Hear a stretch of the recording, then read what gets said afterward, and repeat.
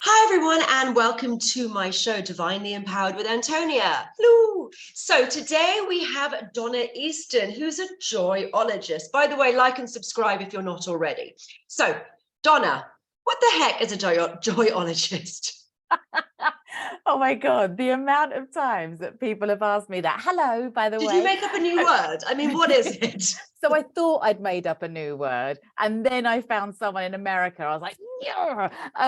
So yeah, I basically became obsessed with happiness and joy during lockdown, actually, during the first lockdown, and kind of had this realization for myself and my daughter that even though there was madness going on in the world, that I actually had a choice in what I could bring into these four walls around me, and whether or not we conform to that, and what I could bring in and what energy I could hold within my house. And now I was 25 years corporate. I was still working at the time. I had in inverted commas, a real job, a grown-up job. And What was your real job? So I was head of commercial for an events and media company. So yeah, but you know, like I never, talking about work, I never felt like that metaphorical outfit fitted who I was. I'd always be ashamed of putting that job title on my email signature. I'd always say like, oh yeah, I work for a media company. I'd never say what it was that I actually did, because I was always a little bit, it just jolted with who I felt I was. Before that, I was a performer, so I used to sing and act and do all the creative stuff. And I think that I always felt like a creative soul trapped in a office world. And even though there was like creative elements to my job, I wasn't being fulfilled at a soul level, right? And so when lockdown happened and I had a chance to pause and breathe, started hanging out with my little girl, started being like, oh, actually, I've got time to like think and to play and to kind of enjoy our life. And even though it was kind of like juxtaposed with an outside madness, while the rest of the world were buying like toilet rolls and pasta, I'd ordered disco balls, an amp, art supplies, all that. And I just was like, we're gonna like party and play our way through whatever this is, right? And so it was that. And so then I retrained as a mindset coach. I and started developing this obsession with happiness and this obsession with energy of people, that some people that walk into a room and instantly like people are like, who's that?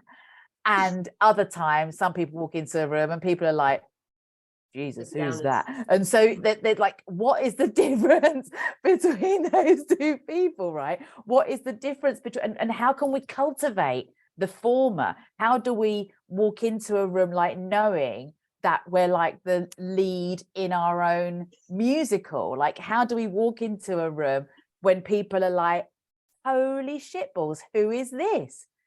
and we can do that, right? And so yeah, so and that in a mahoosive nutshell is what a joyologist is. So I now work with people and businesses and speak at events about happiness and how we cultivate joy. I've got a system for happiness, a system for joy, and it's now my life and now what I do. What's the difference between joy and happiness, or are they the same? No, they're not the same. Happiness is something that happiness can always be an over there-ness for people. I think people are like, oh, when I get the promotion, I'll be happy. When I have a child, I'll be happy. When I'm married to a man with a six-pack, I'll be happy. When I meet my soulmate, I'll be happy. When I. It's all that happiness is always is often, not always, often an over there-ness for people.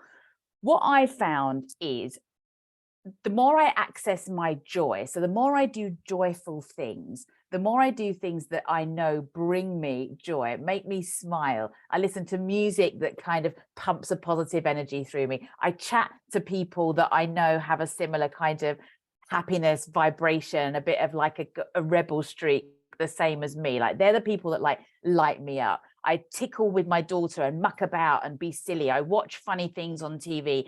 I listen to funny podcasts. Once I start to access my joy, once I start to access my gratitude for life and my gratitude for joy and gratitude for all the things that make me feel joyful, then I look back when I'm at the end of my week and I think, I've been really bloody happy this week. You know, there's a happiness. The happiness is kind of, it's the inner bit. It's more of an action, and happiness is a being. There it is. Is that what it is? There it is. I think I deciphered you. I also have a slightly all about the place brain. So I do jump from, like, someone will be like, are we still at the party when you were 9? I'm like, oh no, sorry, no. Now I'm in Glastonbury and I'm 18. So I do jump all around the place. That's all right. Makes it more entertaining. Yeah, I think cultivating happiness or joy, or a combination therein, is one of the most important things that you can do. And I don't think it's that difficult. It's just go do stuff you like to do. Why is that difficult for people? It's so funny because I've spoken to hundreds, if not thousands of people about happiness, and they all go,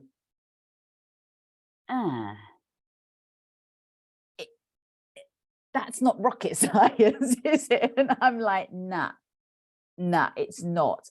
When I take people through my system, I'm very conscious that my definition of well-being, my definition of joy, my definition of happiness is not giving people another job to do. It's not saying spend 2 hours a day doing this. These are ways that we can, like, it's a remembering of who we are as opposed to doing something different to who we are. It's what are those things that make us feel good? What are those things that make us feel happy? And start to introduce those back into our lives. So many of us have just had it adulted the hell out of our system. It's that joy of it's that wonderment of being alive, and that childlike innocence and playfulness. That's where it comes from. People become stuck in chores and bills and life and responsibilities and blah blah blah blah blah, and it's just that childlike innocence and wonderment where you're like, that's so cool, yeah, and you just go and play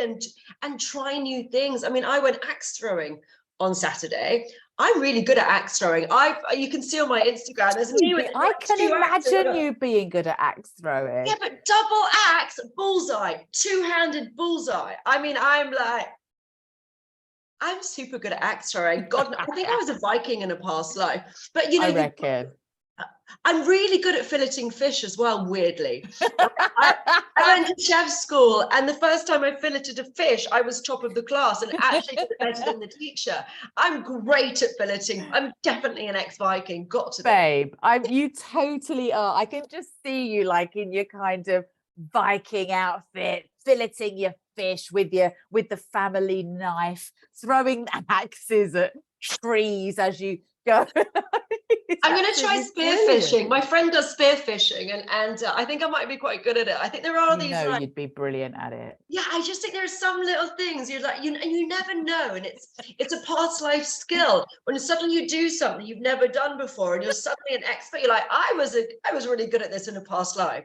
I love that, past life skills. I wonder how many past life skills. Like, imagine, I might go and like wrestle a hog or something and be like, yeah, this is like a past life skill, man. Like, I'm just wrestling a hog over here.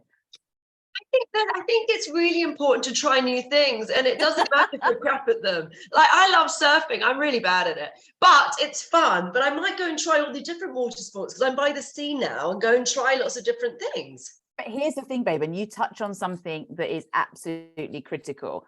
As grown-ups, as adults, what we do is we self-edit, we self-critique. And so when we're kids and we paint a picture, we don't necessarily, as we're painting, go, I can see where this is going, and it's not going well. And we enjoy the process. And what happens as grown-ups, because at some point perhaps someone would have told us that because we live in a capitalist society and we probably can't make money out of painting, that someone probably told us at some point in our lives that we should do something different. We just stopped doing it, right? And so people, mate.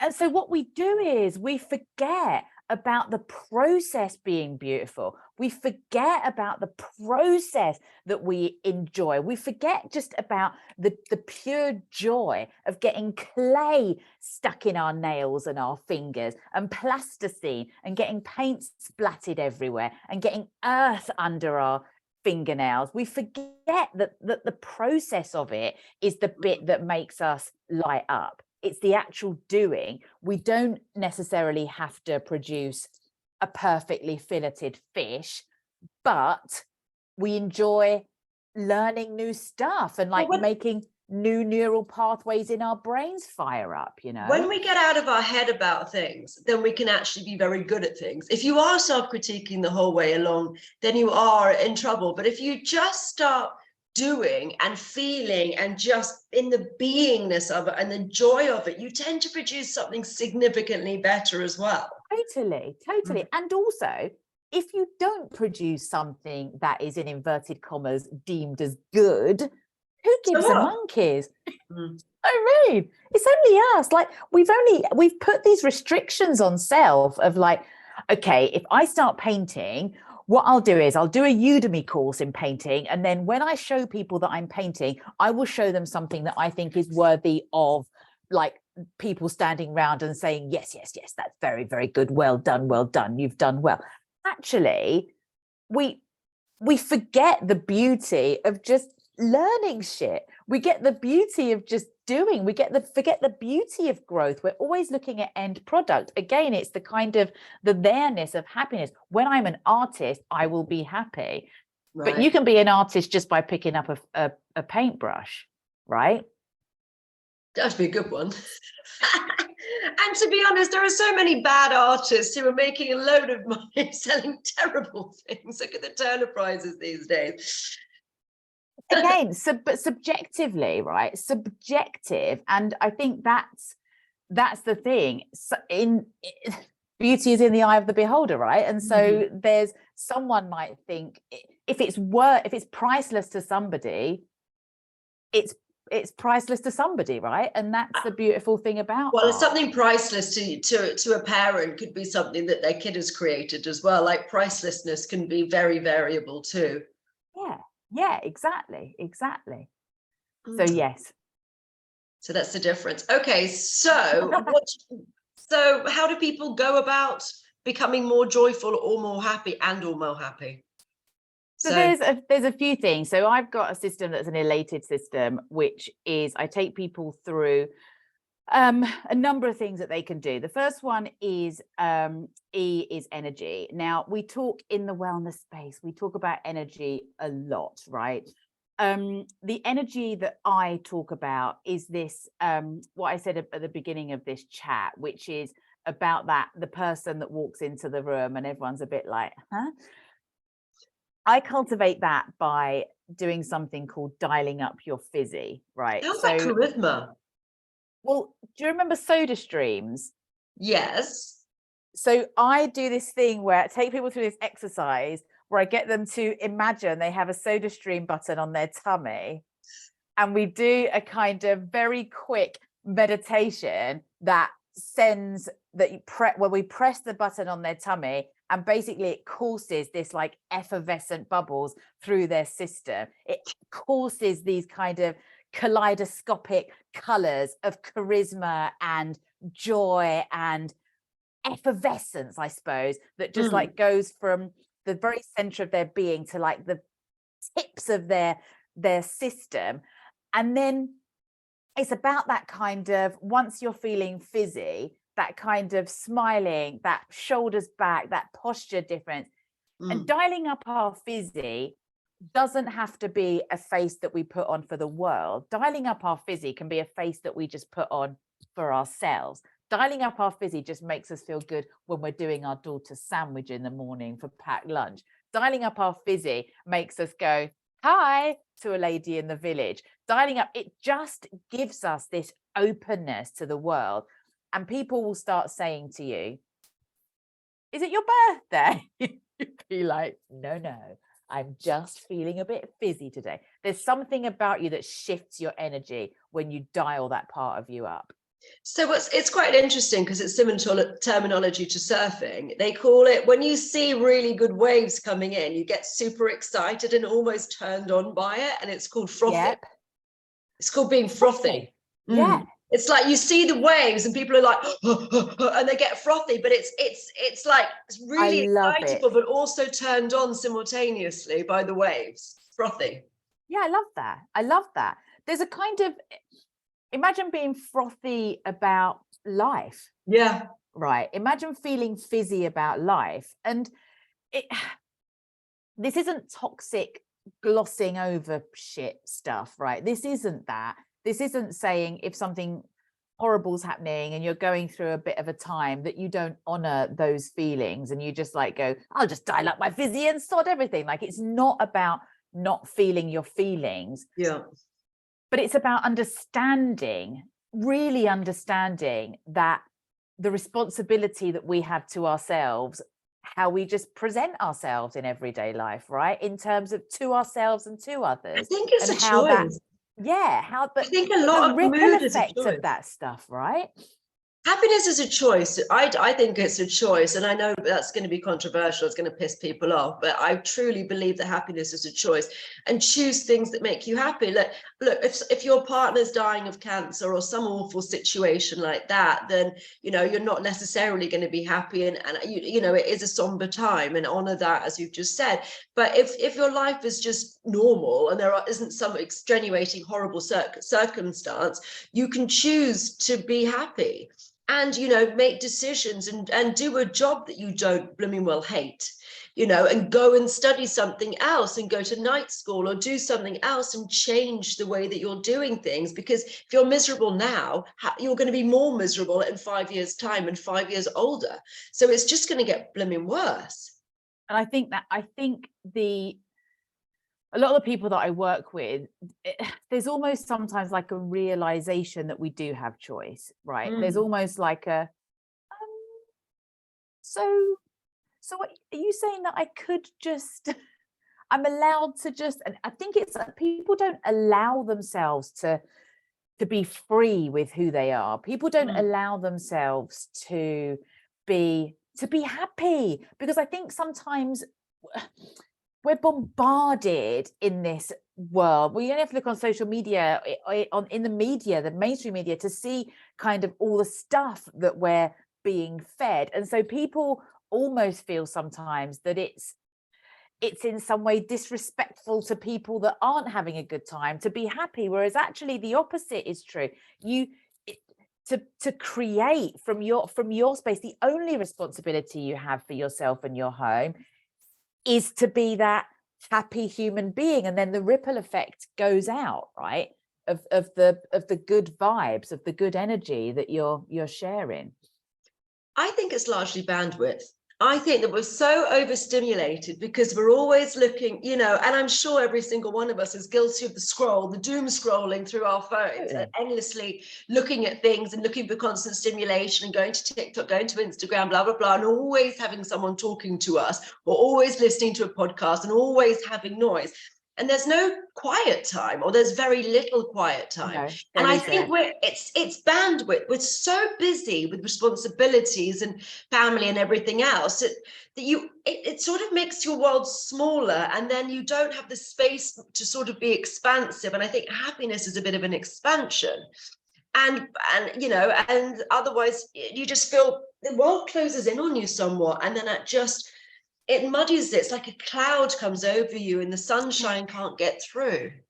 It's totally it. And I always think with things like with that doom scrolling, you just want to hide into nothing, because you've either got people that are, you've got bad news that makes you feel shit, or you have people doing amazing things and you do compare and despair, and that makes you feel shit. So just like that. And the amount of times that I've done it where I'll spend you get lost in it, don't you? Just get lost in that scroll, and then have to have these out of body experiences where I look down at myself and I'm like, ooh, Donna, do you think that's bringing you any joy, love? And you're like, nah, it's not. And you have to like It's wean yourself off accountability. of No, that stuff. Yeah, it's a massive accountability. It's totally. like, you know, I made a pact with myself years ago that if people were being mean or bullying or just they were just crappy people, to just leave, because I would find myself in situations where people were just being nasty, and then I'm like, what the hell am I doing here? And I decided that there were quite a lot of people who did like me, and why am I spending time with these people? And I decided that I was betraying the people who would be lovely and amazing. So I decided that that was dishonoring them and dishonoring those relationships. So I'm just going to leave if someone's being a dick. I And do. I'm It's just, so, I love that. I love that. I had a thing at work years ago where someone made a comment in a meeting to me, and I was so shocked by it that I didn't really quite know how to handle it, and I was like stunned into just like total inaction. I just was like, oh my, it blindsided me in that way when you get that kind of rabbit in the headlights type response. Mhm. And it wasn't until after that we all don't know, well, I could have said, and I should have said, and I should have stood up and said, I won't be having this, and left the room. But I did make a vow to myself that day that if that ever happened again, I would get up and walk out and say, excuse me, I'm not having this. And then a few months later, a similar thing happened. And I did. I said, nah, no. I said, you're being highly disrespectful. And I left.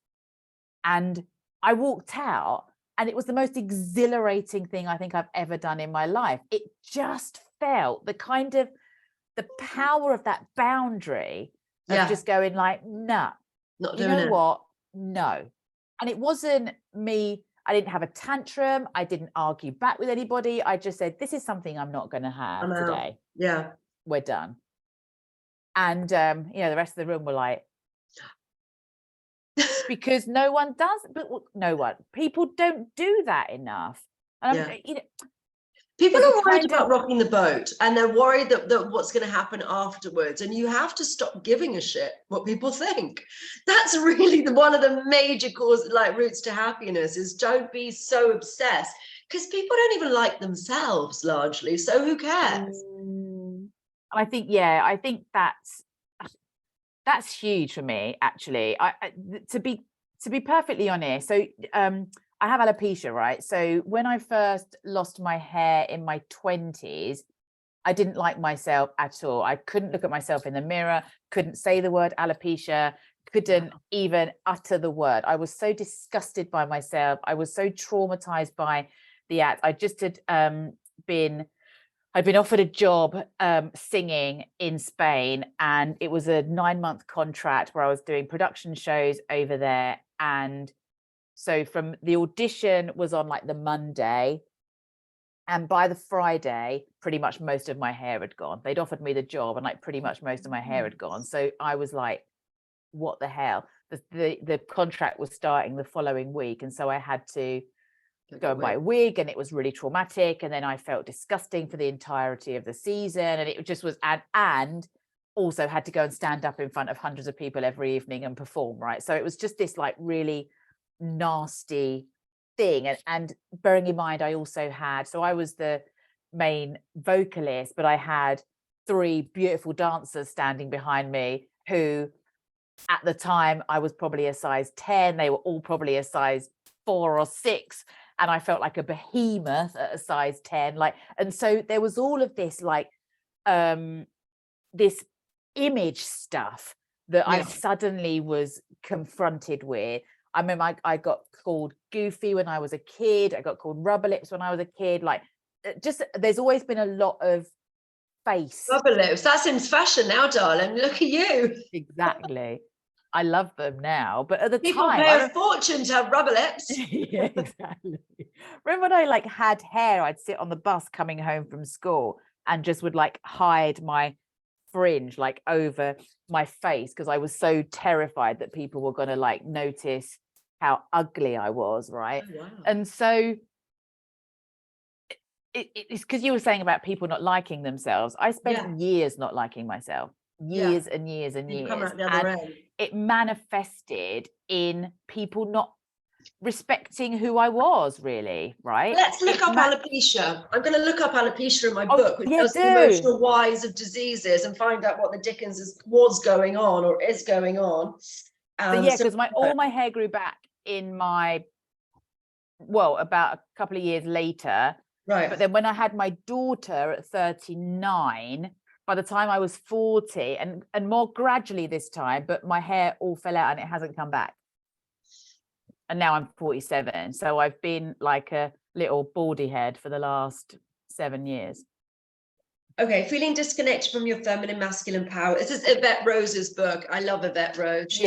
She's going to be at Mind, Body, Spirit actually with us in. Oh, amazing! To meet her. Yeah, I've credited her in my book, which I've just written as well. Anyway, so feeling disconnected from your feminine, masculine power is often the main issue with this condition. You might dress and groom yourself well, however, you cannot connect to the image that you project to the world. Can you feel in yourself what others see, such as when you receive a compliment?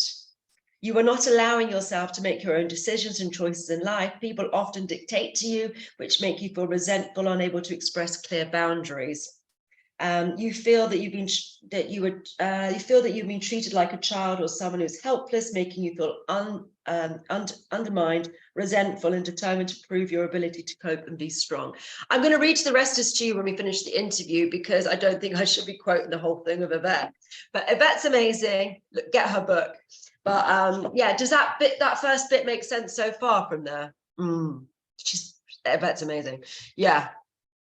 That's right.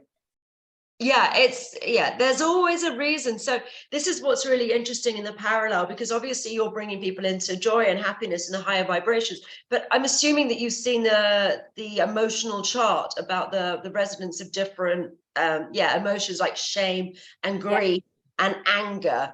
Well, they are what cause diseases. It's us getting stuck in fixations emotionally. And we get stuck, and it creates matter.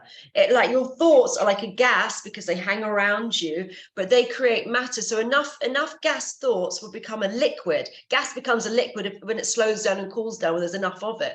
So if you get fixated on thinking about a certain thing, that has matter. And then, so for example, backache, if you get stuck in not feeling supported, which backache's about, then you think about not feeling supported, and then all of that goes to that particular area in your body, those thoughts, and then it becomes a liquid. Like a pain is a liquid because it moves around. Sometimes it's a 10 out of 10, sometimes it's a 2 out of 10.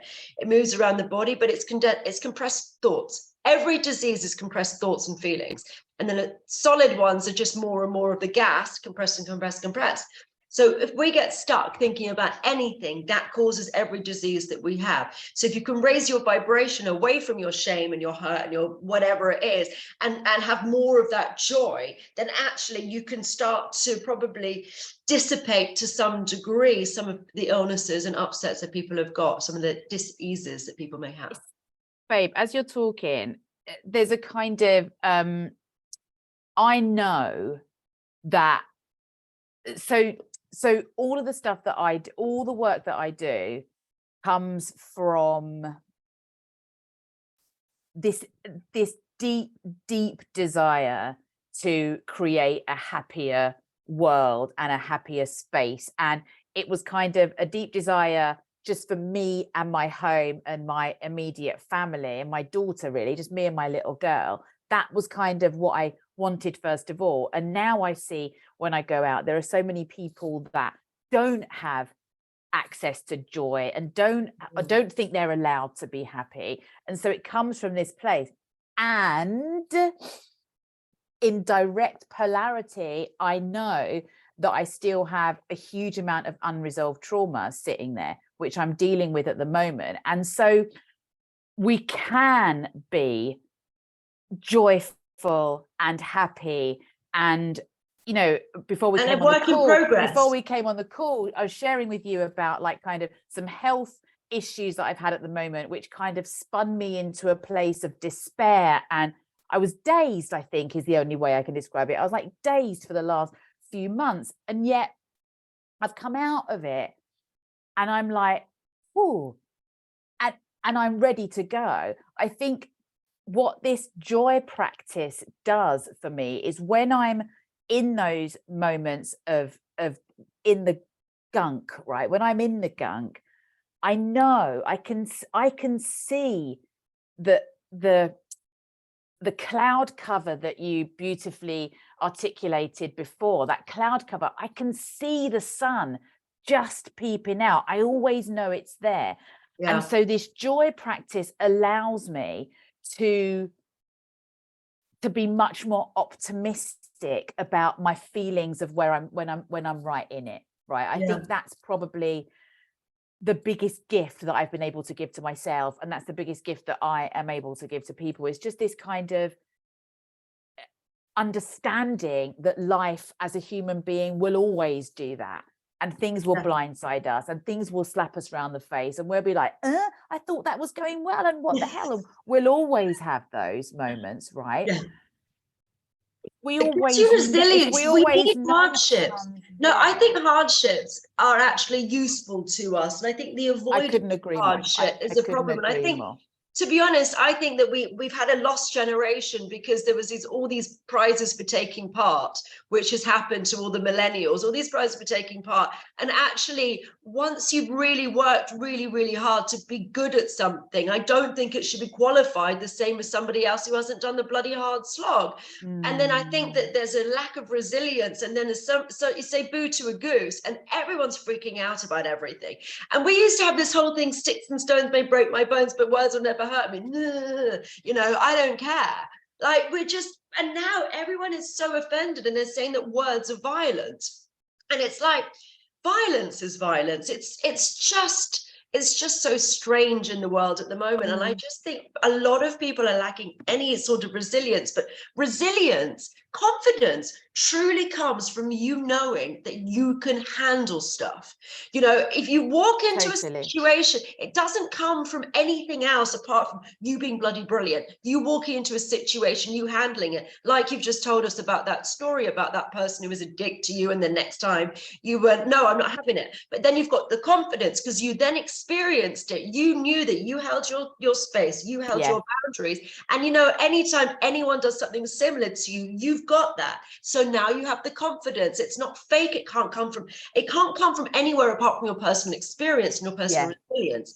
And then you can become happier because you're not scared.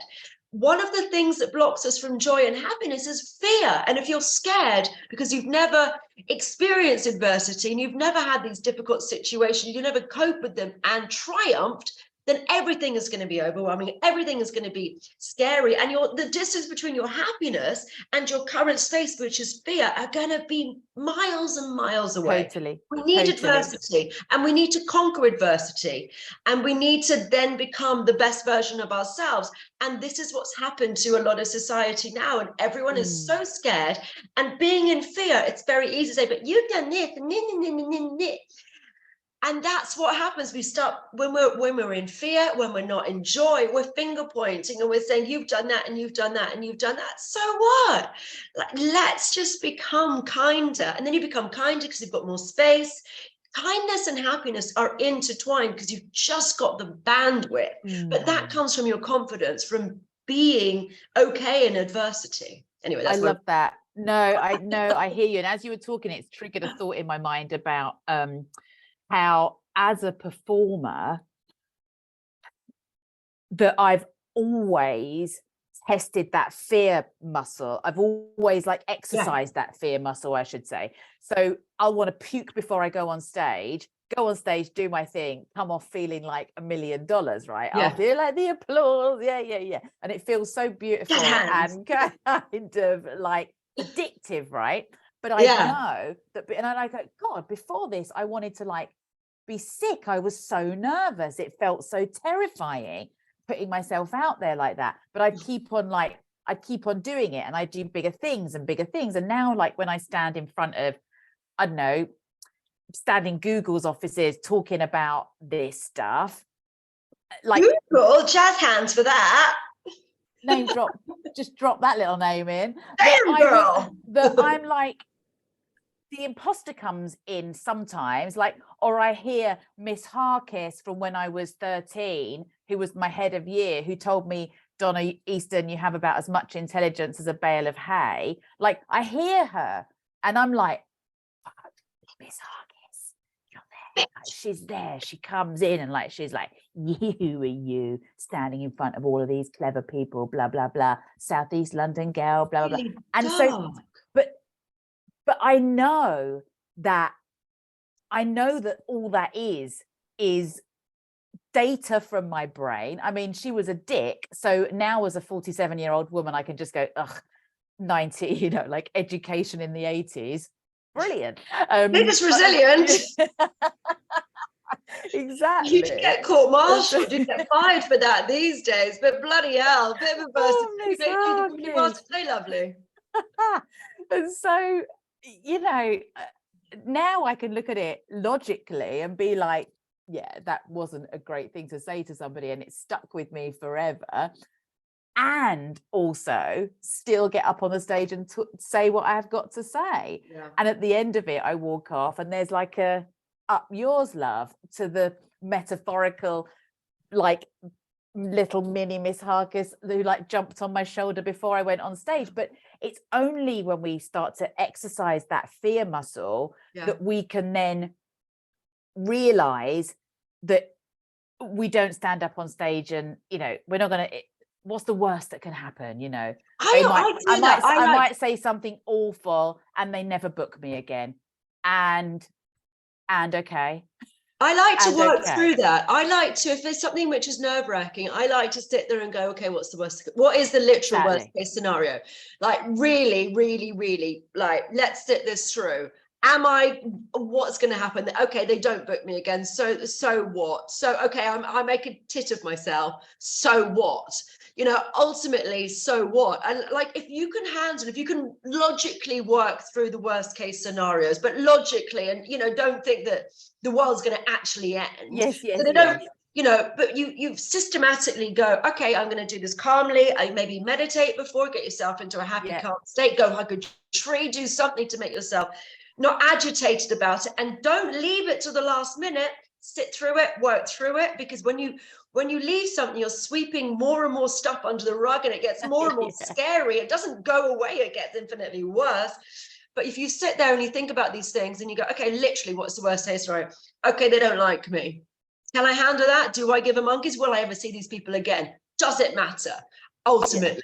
And once you've worked through those and you've done the fear factor stuff, then you're less rattled. It makes everything so much easier. If you've actually come to terms with it, you're probably going to be in exactly the same position before or afterwards, but you might be embarrassed for a day.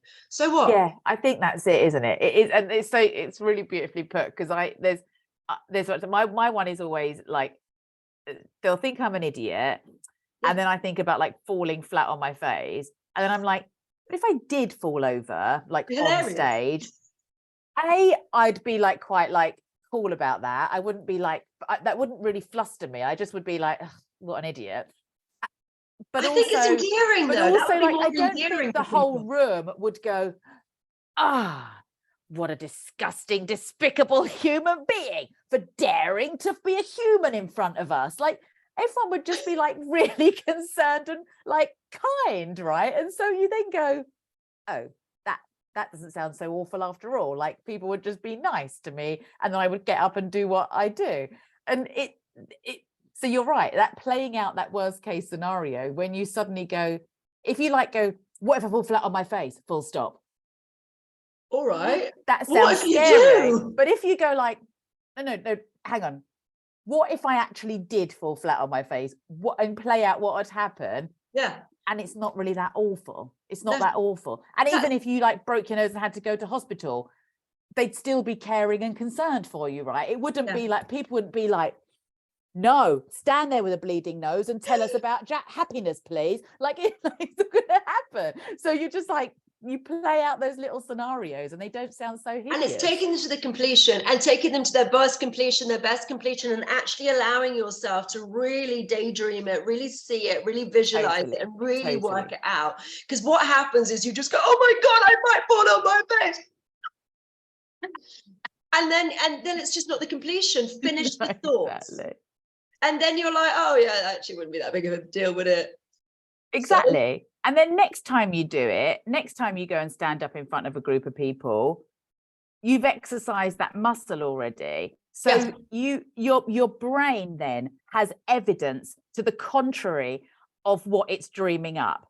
So your brain then goes, well, let me just stop you there for a minute, Dons, because last time you did this, you felt a little bit weird and a bit pukey beforehand, but actually you were great. So I reckon you might be able to do that again. And then you're like, and then off you go. And so it's kind of, it is excellent. So my advice to people who do feel that fear is to start little, do things that just make them feel a little bit like, and then just do them. Like, no, what's that thing?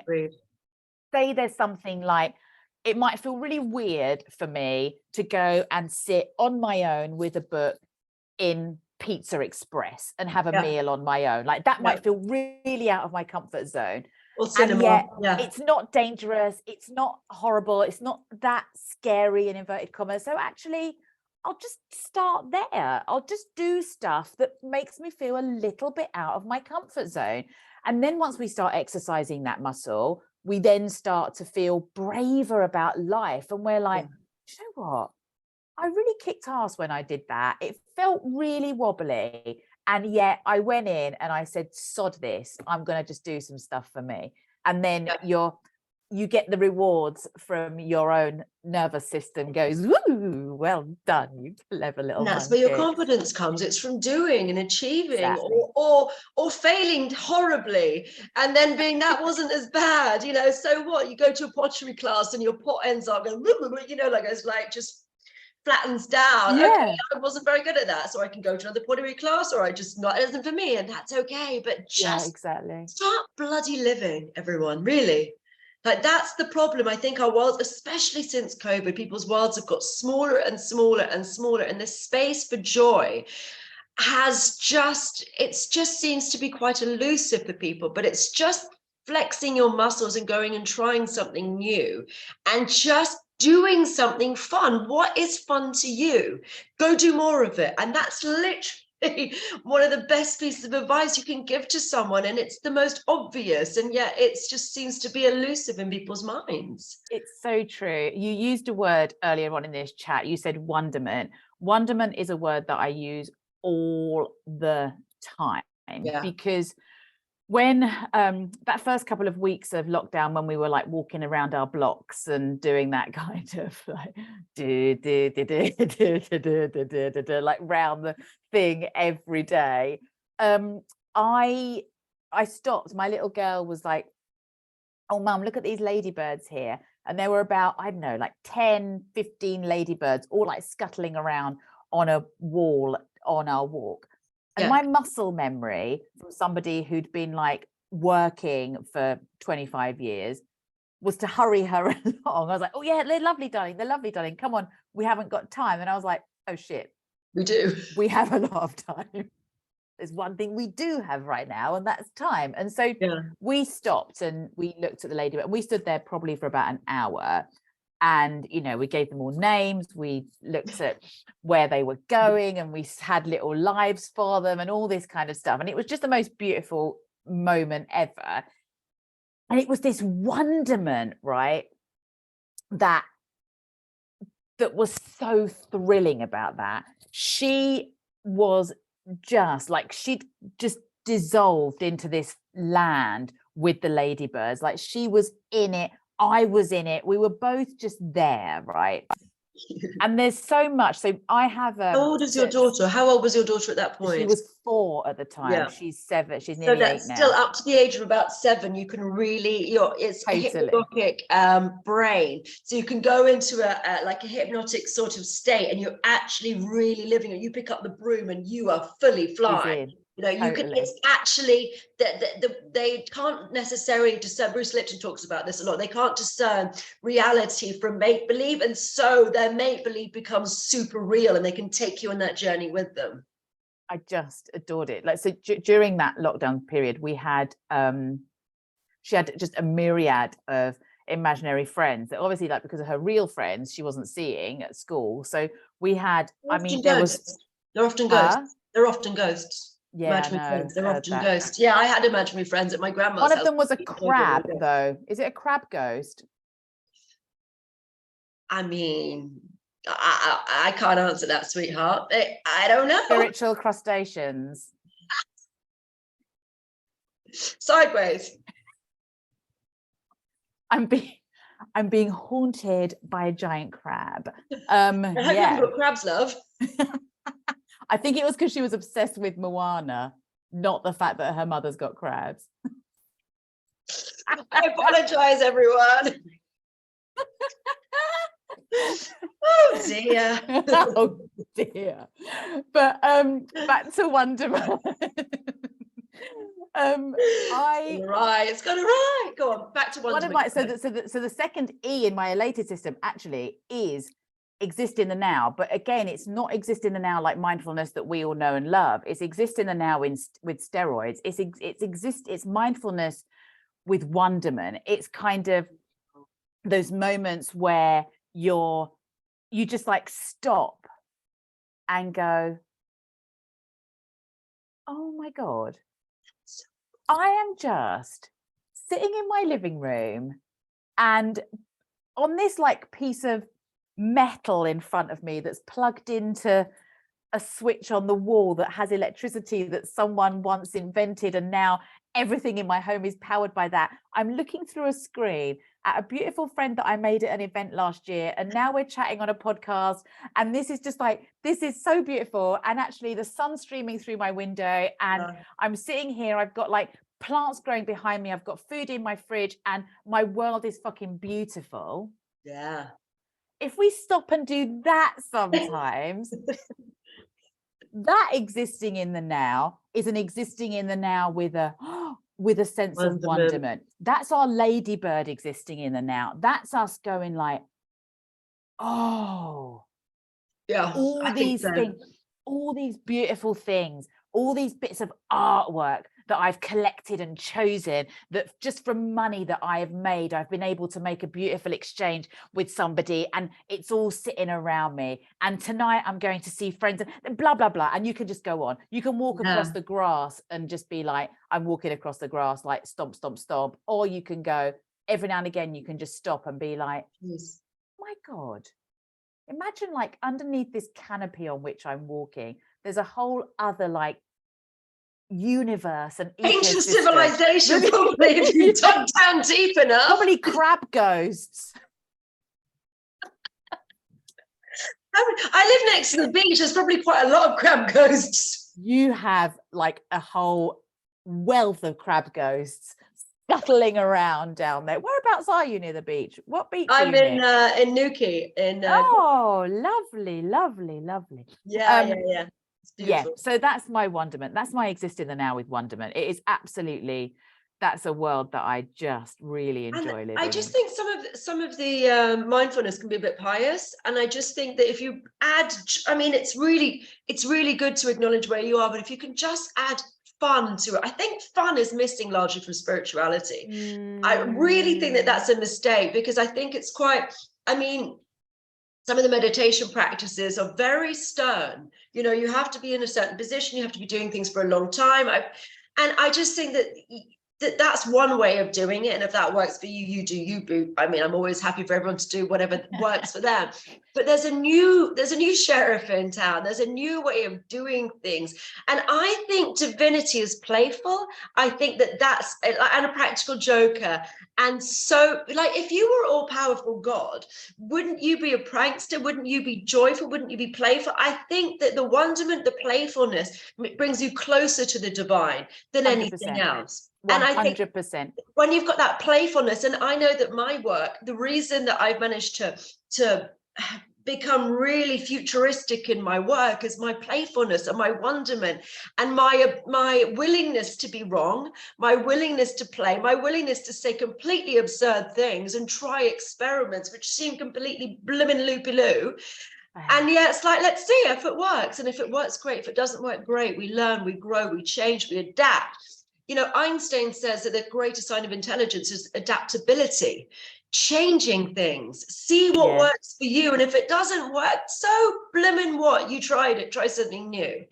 And I just think the world is so much easier and so much more fun. It can be a joyful, beautiful place, but it's up to you to decide whether you want it to be that way, if you want to just sit there and nasal gaze and just feel sorry for yourself.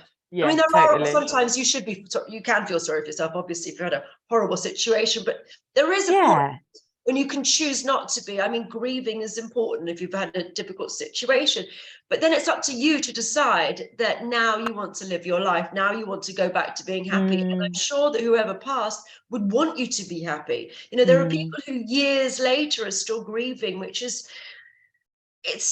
they're just wasting their joy largely, and no one needs to be doing that long term, because it will make you sick and it will just deter your quality of life, and you'll just be muddied. Your joy will be muddied ongoing, which I just think is such a waste. I really do. I love that. You've made me think of a couple of things. You've made me think of my grandmother, who, when my grandfather died, like they were, you know, like they were just soulmates. They loved each other so much. It's just like, I've never seen a love like it between the two of them. When my grandfather passed away, my little Nan was like obviously devastated, and it was all horrible and blah blah blah, and there was all this like moment of grief. And I remember her once coming to me, like my little Nan, she's passed now, but she was definitely like my biggest teacher of positivity and joy. Like she's given me, like, she gave me loads of little pearls of wisdom that I've always like kept. But with my granddad, she said to me once, she said, Donna, you know that granddad was the love of my life, don't you? And I'm like, yeah, of course. And she said, yeah, she said, he always will be. And I'm also going to put an advert in the Lonely Hearts column in the local paper, because I just need some company and some fun. And I was like, yes, Nan, you absolutely do need some company and some fun. Like, go and do that. And she went on dates, and we'd joke with her, be like, Nan, are you on the pill? But she'd go on she'd go on like dates and just like go out with these men. We'd be like, Nan, okay, we'd like, my dad would go and pick her up, and she'd go, but she had the best time. She'd go out, like they bought her dinner, and she had these like beautiful, some of them she's like, oh no. And then she met a gentleman that she stayed with for a few years, and it was lovely. And there was all this, and I was like, that's it, right? There's going like, that person was everything to me. And I also have other everythings. Yeah. Right. Do you know what I mean? Like there's more to me and for me. Right. And that was a big lesson for me from like growing up, when I saw her just be able to say, I can still grieve the love that was, whilst honoring the fact that I'm not dead yet. Right. Yeah. You know, that's it, isn't it? Yeah. Right. That's beautiful. Okay. So how can people get in touch with you? Have you got anything coming up? If people want to learn joy, happiness, and all the beautiful things you offer. So My Life Shines on Instagram, Facebook, and my website is My Life Shines. Send me all the links and I will put everything in the description below. Amazing. And I'm going to be doing a monthly event. The first one is on the 11th of May in Paddington in London. It's a monthly Joyology event where I'm going to be sharing a lot of this stuff, but going a lot more in depth and really kind of helping people access the bit that we spoke about right at the beginning, which is like, some of us find it really difficult to. It's like a remembrance of who we are. So yeah. So links for the to buy tickets and stuff we'll put below as well, shall we? Yeah. Nice one, babe. Yeah, that'd be amazing. Well, thank you, Donna. Stay on the line, and I'm just going to say goodbye to everyone else. So thank you everyone for watching. Appreciate you. Like and subscribe if you haven't. Go follow Donna on Instagram, and see you later, everybody. Bye. Hang on, stop.